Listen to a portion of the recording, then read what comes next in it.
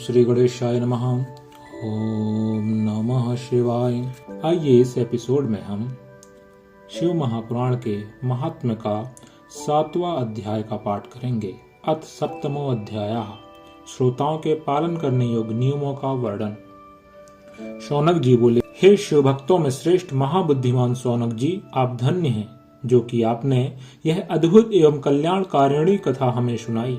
हे मुने, शिव पुराण की कथा सुनने के लिए व्रत धारण करने वाले लोगों को किन नियमों का पालन करना चाहिए, यह भी कृपा पूर्वक सबके कल्याण की दृष्टि से बताइए। सूत जी बोले, हे शौनक, अब शिव पुराण सुनने का व्रत लेने वाले पुरुषों के लिए जो नियम है उन्हें भक्ति पूर्वक सुनिए। नियम पूर्वक इस श्रेष्ठ कथा को सुनने से बिना किसी विघ्न बाधा के उत्तम फल की प्राप्ति होती है। दीक्षा से रहित लोगों का कथा श्रवण में अधिकार नहीं है। अतः मुने, कथा सुनने की इच्छा वाले सब लोगों को पहले वक्ता से दीक्षा ग्रहण करनी चाहिए। कथाव्रती को ब्रह्मचर्य से रहना, भूमि पर सोना, पत्तल में खाना और प्रतिदिन कथा समाप्त होने पर ही अन्न ग्रहण करना चाहिए। जिसमें शक्ति हो वह पुराण की समाप्ति तक उपवास करके शुद्धता पूर्वक भक्ति भाव से उत्तम शिव पुराण को सुने। घृत अथवा दुग्ध पीकर सुख पूर्वक कथा श्रवण करे अथवा फलाहार करके अथवा एक ही समय भोजन करके इसे सुनना चाहिए। इस कथा का व्रत लेने वाले पुरुष को प्रतिदिन एक ही बार हविष्य अन्न भोजन करना चाहिए। जिस प्रकार से कथा श्रवण का नियम सुखपूर्वक पालित हो सके वैसे ही करना चाहिए। कथा श्रवण में विघ्न उत्पन्न करने वाले उपवास की तुलना में तो मैं कथा श्रवण में शक्ति प्रदान करने वाले भोजन को ही अच्छा समझता हूँ। गरिष्ठ अन्न, दाल, जला अन्न, सैम, मसूर, भाव दूषित तथा बासी अन्न को खाकर कथाव्रती पुरुष कभी कथा को ना सुने। कथाव्रती को बैंगन, तरबूज, चिंचड़ा, मूली, कोहड़ा, प्याज, नारियल का मूल तथा अन्य कंद मूल का त्याग करना चाहिए। जिसने कथा का व्रत ले रखा हो वह पुरुष प्याज, लहसुन, हींग, गाजर, मादक वस्तु तथा आमिष कही जाने वाली वस्तुओं को त्याग दे। कथा का व्रत लेने वाला जो पुरुष हो उसे काम, क्रोध आदि 6 विकारों, ब्राह्मणों की निंदा तथा पतिव्रता और साधु संतों की निंदा का त्याग कर देना चाहिए।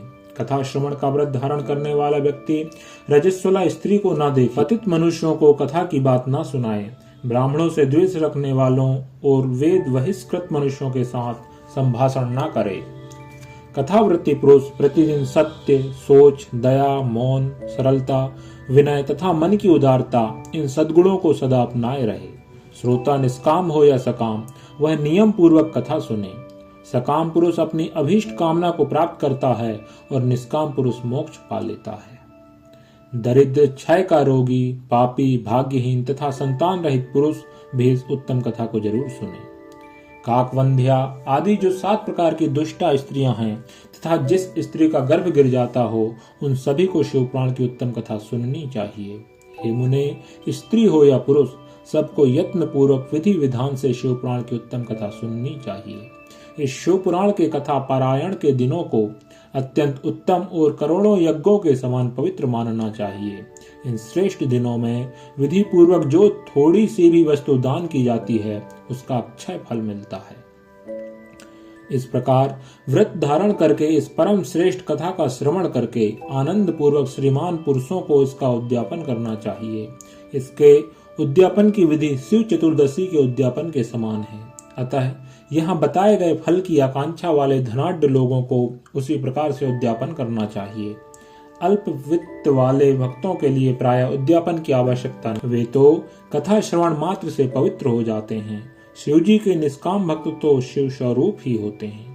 हे महर्षि, इस प्रकार शिव पुराण की कथा के पाठ एवं श्रवण संबंधी यज्ञ उत्सव की समाप्ति होने पर श्रोताओं को भक्ति एवं प्रयत्न पूर्वक भगवान शिव की पूजा की भांति पुराण पुस्तक की भी पूजा करनी चाहिए। तदंतर विधि पूर्वक वक्ता का भी पूजन करना चाहिए। पुस्तक को आच्छादित करने के लिए नवीन एवं सुंदर बस्ता बनाएं और उसे बांधने के लिए दृढ़ एवं दिव्य सूत्र लगाएं, फिर उसका विधिवत पूजन करें। पुराण के लिए जो लोग नया वस्त्र और सूत्र देते हैं वे जन्म जन्मांतर में भोग और ज्ञान से संपन्न होते हैं। कथावाचक को अनेक प्रकार के बहुमूल्य पदार्थ देने चाहिए और उत्तम वस्त्र, आभूषण और सुंदर पात्र आदि विशेष रूप से देने चाहिए। पुराण के आसन रूप में जो लोग कंबल, मृग चर्म, वस्त्र, चौकी, तख्ता आदि प्रदान करते हैं, वे स्वर्ग प्राप्त करके यथेच्छित सुखों का उपभोग कर पुनः कल्प पर्यंत ब्रह्मलोक में रहकर अंत में शिवलोक प्राप्त करते हैं।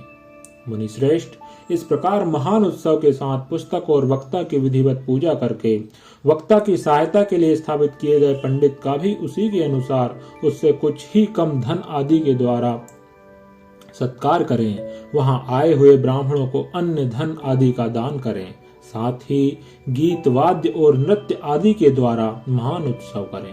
हे मुने, यदि श्रोता विरक्त हो तो उसके लिए कथा समाप्ति के दिन विशेष रूप से उस गीता का पाठ करना चाहिए जिसे श्री रामचंद्र जी के प्रति भगवान शिव ने कहा था। यदि श्रोता गृहस्थ हो तो उस बुद्धिमान को उस श्रवण कर्म की शांति के लिए शुद्ध हविष्य के द्वारा होम करना चाहिए। हे मुने, रुद्र संहिता के प्रत्येक श्लोक द्वारा होम करें अथवा गायत्री मंत्र से होम करना चाहिए, क्योंकि वास्तव में यह पुराण गायत्रीमय ही है। अथवा शिव पंचाक्षर मूल मंत्र से हवन करना उचित है। होम करने की शक्ति ना हो तो विद्वान पुरुष यथाशक्ति हवनी हविष्य का ब्राह्मण को दान कर न्यून अतिरिक्तता रूप दोषों की शांति के लिए भक्ति पूर्वक शिव सहस्त्र नाम का पाठ अथवा श्रवण करें। इससे सब कुछ सफल होता है, इसमें संशय नहीं है, क्योंकि तीनों लोकों में उससे बढ़कर कोई वस्तु नहीं है। कथा श्रवण संबंधी व्रत की पूर्णता की सिद्धि के लिए 11 ब्राह्मणों को मधु मिश्रित खीर भोजन कराएं और उन्हें दक्षिणा दें।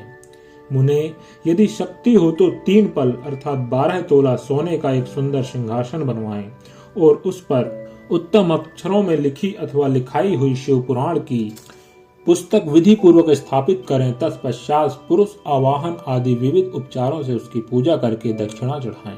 तदंतर जितेंद्रिय आचार्य का वस्त्र, आभूषण एवं गंध आदि से पूजन करके उत्तम बुद्धि वाला श्रोता भगवान शिव के संतोष के लिए दक्षिणा सहित वह पुस्तक उन्हें समर्पित कर दे।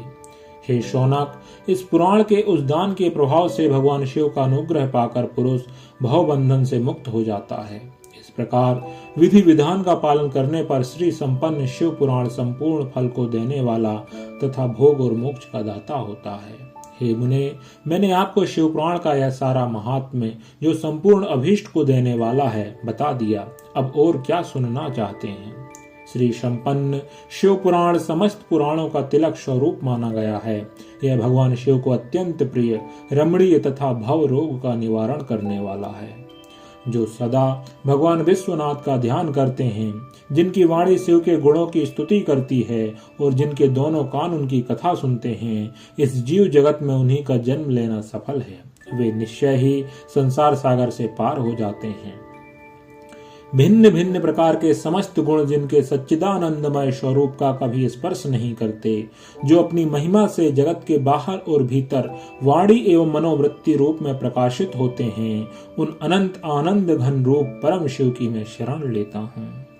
इति श्री स्कांदे महापुराणे सनत कुमार संहितायाम श्री शिव पुराण श्रवण व्रती नाम विधि निषेध पुस्तक वक्ता पूजन वर्णनम नाम सप्तमो अध्यायः। श्री शिव महापुराण महात्म्य पूर्ण हुआ। ओम नमः शिवाय। हे शिव भक्तजनों, आपसे निवेदन है कृपया इस चैनल को सब्सक्राइब करें ताकि भगवान शिव की महिमा और भी अन्य लोगों तक प्रचारित हो। चैनल को सब्सक्राइब करें और वीडियो को शेयर करें। जय सदा।